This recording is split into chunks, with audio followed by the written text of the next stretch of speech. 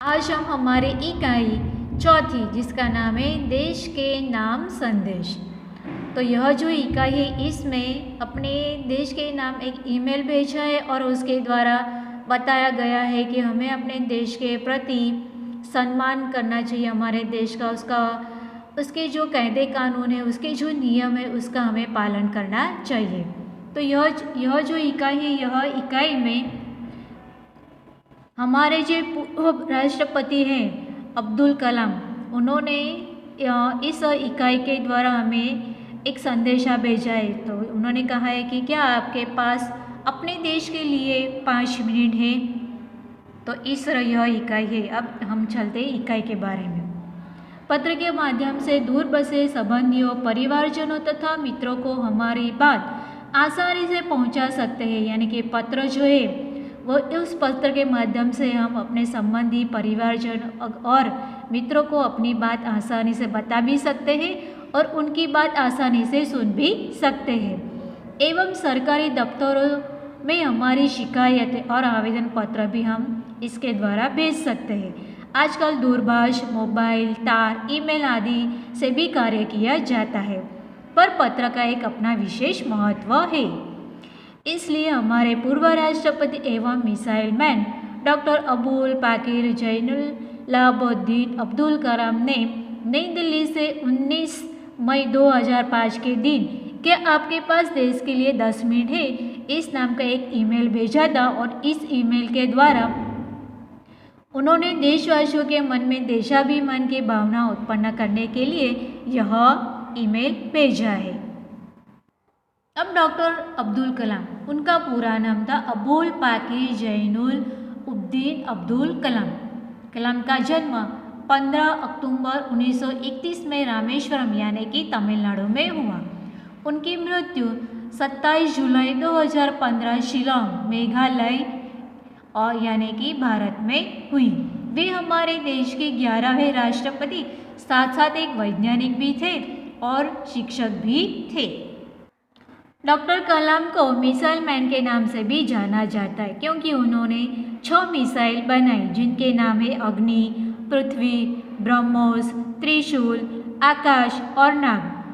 उन्हें missile man इसलिए कहा जाता है क्योंकि उन्हें भारत के जो बैलिस्टिक मिसाइल और लॉन्चिंग टेक्नोलॉजी में भारत को आत्मनिर्भर बनाने के कारण इन मिसाइलों का उन्होंने अच्छे से प्रशिक्षण किया। अब हम चलते हैं हमारी इकाई की तरफ। इकाई में जो पत्र लेखन, यह जो इकाई है वह पत्र लेखन के द्वारा की गई, जहाँ पर बाई और पता लिखा है, जैसे मातृछाया ऊंची शहरी, गांव मेसपुरा, तहसील यानी कि जिला भाबर, जिला बनासकांठा, तारीख भी लिखे 24 दिसंबर 1911 में। यहाँ पर जो है यह हर्ष को पत्र लिखा गया है। इसमें कहा गया है कि मैं यहाँ सकुशल हूँ और तुम भी वहाँ सकुशल हो गए। तुम्हारा खत मिला और पढ़कर खूब खुशी हुई। डॉक्टर कलाम का देशवासियों के नाम भेजा गया यह ईमेल पढ़ा और वही तुम्हारे लिए प्रेषित यानी कि भेज रहा हूँ। डॉक्टर कलाम अपने संदेश में शुरुआत में ही कहते हैं कि क्या आपके पास देश के लिए 10 मिनट है। अगर आपके पास देश के लिए 10 मिनट है तो मैं आपको कुछ कहना चाहता हूँ। अगर आपके पास 10 मिनट है तो सुनिए, पढ़िए, वरना आपकी मर्जी। इस तरह वह कहते हैं। फिर वह कहते हैं कि हमारी सरकार निकम्मी है, यानी कि हम लोग ऐसा कहते हैं कि हमारी जो सरकार है वह निकम्मी है। निकम्मी यानी कि आलसी है, वह कोई भी काम अच्छी तरह से नहीं करती।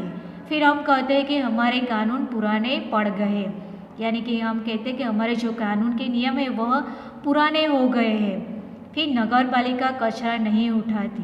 फिर नगर पालिका कचरा तो उठाती है, पर हम लोग ही ऐसे हैं कि उन लोगों ने हमें जो कचरा पेटी, कूड़ेदान की जो डिब्बा दिया है उस डिब्बे में हम कचरा नहीं डालते हैं और जो कचरा है वो हम सड़क पर डाल देते हैं और उसी के कारण गंदगी होती है। फिर हम ही लोग कहते हैं कि जो नगर पालिका है वह कचरा नहीं उठाती। फिर है फ़ोन काम नहीं करता, यानी कि जो हमारा फ़ोन है अगर हम उसे अच्छी तरह से संभाल कर रखेंगे, उसका अच्छी तरह से इस्तेमाल करेंगे तो फ़ोन काम कर सकता है। रेलवे मजाक बन गई है। एयरलाइन दुनिया में सबसे खराब हमारी ही है और जो चिट्ठी है वह मंजिल तक नहीं पहुंचती। अगर जो चिट्ठी है, अगर किसी कारणवश जो डाकिया है उसे अगर कोई परेशानी होगी तभी वह चिट्ठी अपने समय पर नहीं पहुंचाता है। और इस तरह जो है यह कुछ बातें डॉक्टर कलाम ने यहाँ पर बताई हुई है और यही सारी बातें जो है वह हम ही वो लोग बोलते हैं, पर अगर हम इन सारी चीज़ों का अगर सही तरह से इस्तेमाल करेंगे सोच समझकर तो कोई भी दिक्कत नहीं आएगी। फिर आगे अब्दुल कलाम कहते हैं कि हम कहते ही रहेंगे रहेंगे रहेंगे और रहेंगे। आपने इस बारे में क्या किया? तो हम ऐसा बोलते हैं कि बस सरकार ने ये नहीं किया, वो नहीं किया, सिर्फ हम बोलने का काम करते हैं, पर हमारे भी कोई जिम्मेदारी है जिसे हमें निभाना है। फिर राष्ट्रपति कहते हैं कि एक व्यक्ति सिंगापुर जा रहा है, वह अपना नाम बदल रहा है और अपनी शक्ल भी। तो यह जो दुनिया सिंगापुर है यह एक देश का नाम है और यह जो सिंगापुर है वह दुनिया का सर्वश्रेष्ठ हवाई अड्डा है और वह अच्छी तरह से वहाँ पर उन लोगों ने रखा हुआ है। और अगर हम सिंगापुर में जाते हैं तो अगर हम सिगरेट का जो टुकड़ा है वह सड़कों पर नहीं फेंकते हैं और हम लोग वहाँ स्टोर में खाते भी नहीं हैं, यानी कि हम लोग विदेश में जाकर वहाँ के नीति नियम, वहाँ के कानून का पालन अच्छी तरह से करते हैं। तो हमारे देश में क्यों नहीं?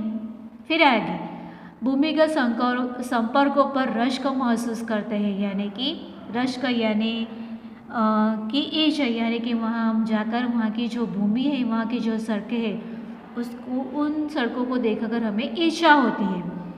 फिर वहाँ पर शाम के 5 बजे से 8 बजे तक जो आचर रोड है वहाँ पर कार चलाने का जो टोल टैक्स है वह करीबन 60 रुपये का है और यह 60 रुपये का भुगतान भी हम कोई भी रोक टोक किए बिना वहाँ पर भरते हैं। अगर हमारे यहाँ इस तरह का अगर टोल टैक्स भरना हुआ तो हम उसके लिए झगड़ते हैं। आगे पार्किंग में आपने निर्धारित समय में ज़्यादा गाड़ी खड़ी की तो उसका पंच किया जाता है, यानी कि हम जैसे कि 1 घंटा है, 2 घंटा है, 3 घंटा है, अगर हमने 1 घंटा बोलना है तो 1 घंटे के बाद अगर ऊपर ज़्यादा समय होता है तो वहाँ ज़्यादा पैसे भरने पड़ते हैं, यानी कि टिकट पंच किया जाता है। और फिर यहाँ अब्दुल कलाम कहते हैं कि इस तरह के यह सारे जो बातें हैं वह सिंगापुर में होती है तो हम उसके बारे में कुछ भी नहीं कहते हैं और किसी से कुछ भी बोलते भी नहीं हैं। फिर आता है दुबई में रमज़ान के दिनों में सार्वजनिक रूप से, यानी कि सारे एकत्रित होकर, यानी कि मिलजुल कर खाने का वहाँ पर साहस नहीं करते हैं। और जो जिहाद है वहाँ पर कोई भी इंसान सिर ढके बिना बाहर नहीं निकलता, यानी कि वहाँ पर नियम है जिहाद में कि कोई भी इंसान बिना सिर ढके बाहर नहीं निकलेगा। फिर है वाशिंगटन। जो वाशिंगटन है वह अमेरिका की राजधानी है और वहाँ पर जो गाड़ी चलाने की जो स्पीड है वह 55 मील प्रति घंटा है और इससे ज़्यादा अगर हम गाड़ी चलाएंगे स्पीड से तो वहाँ की जो पुलिस है वह हमें पकड़ सकती है। फिर पकड़ने के बाद हम ऐसा उसे नहीं बोल सकते कि मैं कौन हूँ और मेरा बाप कौन है, ऐसा हम वहाँ पर बोलने की हिमायत यानी कि ताकत नहीं कर सकते हैं। फिर है ऑस्ट्रेलिया और न्यूजीलैंड। वहाँ पर जो समुद्र तट है वहाँ पर हम खाली नारियल जो है वह हवा में नहीं उछाल सकते हैं, यानी कि वहाँ पर नहीं फेंक सकते हैं। टोक्यो है वह जापान की राजधानी है और टोक्यो की जो सड़कें हैं वह एकदम साफ़ सुथरी है। वहाँ पर हम पान की पीक यानी कि पान खाकर वहाँ पर थूक नहीं सकते हैं। फिर है बोस्टन यह अमेरिका का सबसे बड़ा विश्वविद्यालय है। वहाँ से हम जाली योग्यता का प्रमाण पत्र नहीं खरीद सकते हैं, यानी कि वहाँ पर अगर हम जाली पत्र का प्रमाण पत्र खरीदेंगे तो हमें वहाँ पर जेल हो सकती है। तो इसी बीच डॉक्टर कलाम कहते हैं कि अगर हम विदेश में जाकर वहाँ की सरकार के, वहाँ के नीति नियम, वहाँ के जो नियम है उसका पालन कर सकते हैं, तो हमारे देश में रहकर हम अपने देश के जो नीति नियम है, जो कायदे हैं, कानून है, उसका पालन क्यों नहीं कर सकते। आगे डॉक्टर कलाम कहते हैं कि अगर हम दूसरे देश में जाकर वहाँ की व्यवस्था का आदर और पालन कर सकते हैं तो अपनी व्यवस्था का क्यों नहीं। अगर हम अपनी धरती पर कदम रखते हैं तो हम सिगरेट का टुकड़ा जहाँ वहाँ फेंक देते हैं, कागज़ के पुर्जे यानी कि जो कागज़ है उसके टुकड़े यहाँ वहाँ फेंक देते हैं। अगर हमें एक प्रशंसनीय नागरिक बनना है तो हमें यह सारे जो खराब जो हमारा व्यवहार है वो हमें सुधारना पड़ेगा और हमें एक प्रशंसनीय नागरिक बनना होगा। तो अगर हम ऐसा करेंगे तो हमारा देश भी साफ सुथरा रहेगा, फिर हम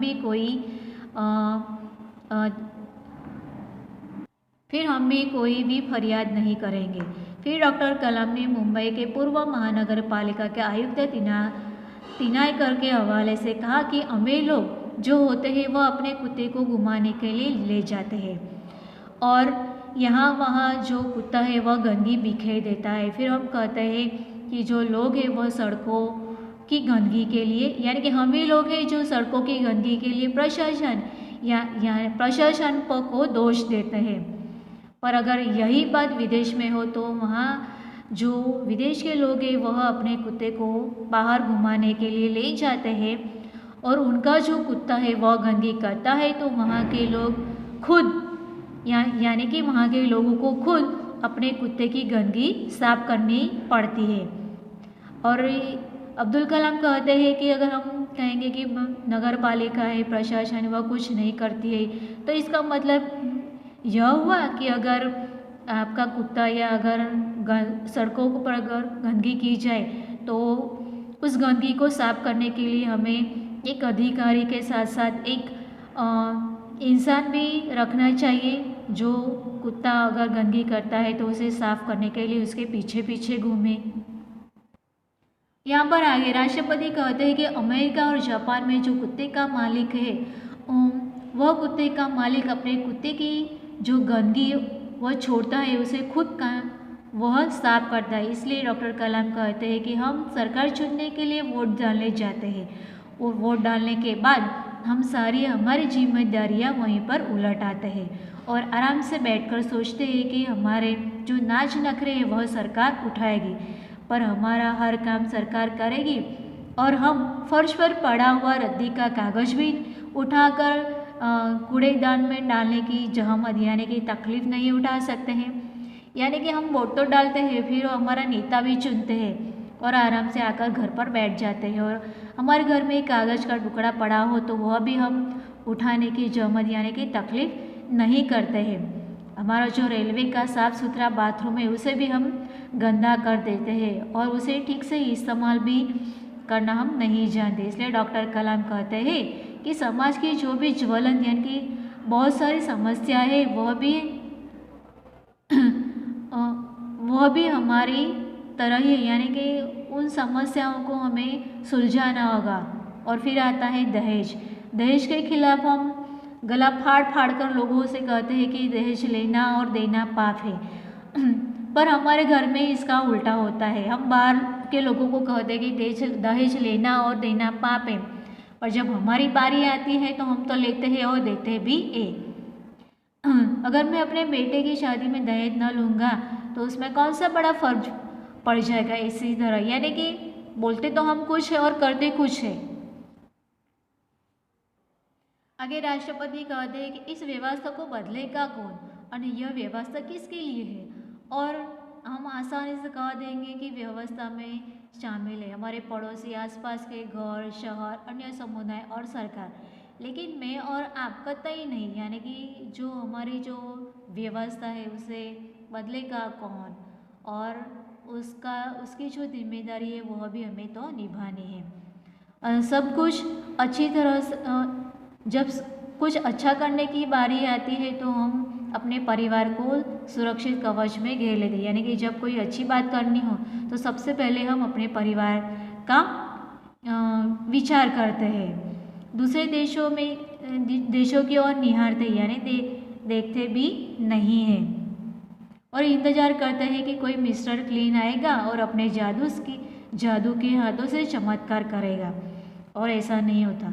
यानी कि अगर हम कोई देश में चले गए, फिर वहाँ पर अगर कोई बुरी बात हुई तो हम देश छोड़कर चले आते हैं, फिर कहते हैं कि हम अपने भय से भागकर अमेरिका जाएंगे, और अमेरिका में भी अगर कोई कुछ अनघटित घटना हो जाती है तो फिर वहाँ से छोड़कर इंग्लैंड से छोड़कर आगे, ऐसे यानी कि अगर कोई गलत काम होता है तो एक जगह से दूसरी जगह से तीसरी जगह हम जाते हैं। उसके गौरव का गुणगान करेंगे, व्यवस्था की प्रशंसा करेंगे। जो यूरोप असुरक्षित हो जाएगा, यानी कि अगर यूरोप में हमें असुरक्षित लगेगा तो हम इंग्लैंड भाग जाएंगे, और इंग्लैंड में बेरोजगारी हो जाएगी तो हम खाड़ी में चले जाएंगे, और जब खाड़ी में युद्ध छिड़ेगा तो फिर हम वापस भारत में आएंगे, और फिर हमें जो भारत सरकार है वह हमें बचाकर अपने घर ले आएंगी। यानी कि यहाँ पर अब्दुल कलाम कहते हैं